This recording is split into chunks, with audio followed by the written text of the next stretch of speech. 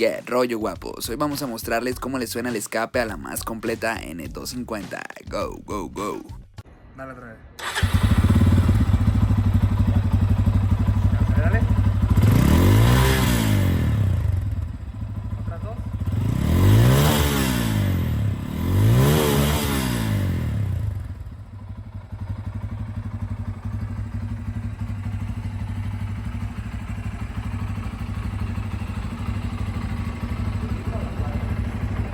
Una placa.